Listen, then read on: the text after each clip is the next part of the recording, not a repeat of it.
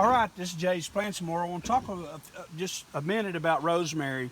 Rosemary is very good. I love cooking. It's great. Chicken, steak, whatever. This is a very fragrant plant, but it also helps keep away your mosquitoes. Now, you can have these like I have in a container, bigger container, plant them in the ground. They're very hardy. They grow big, but propagation. As you can see, I've already propagated some. When you want to propagate or make more, oh, it smells so good.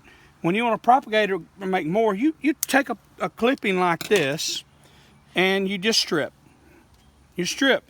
Every place that you've stripped those leaves, and oh, the oil smells so good, it's going to grow a root. So you'll want to put this in a rooting medium. I just use potting soil.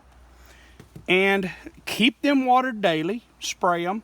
They're gonna make a plant, they're gonna root, they're gonna grow. You're gonna want to put 3, 4, 5 in a big pot, and you're gonna have a nice, people even have them as hedges. That's how big these things will get. They're drought tolerant, very, very fragrant, beautiful. How you like my bonsai? Chef Lara's, Jay's Plants.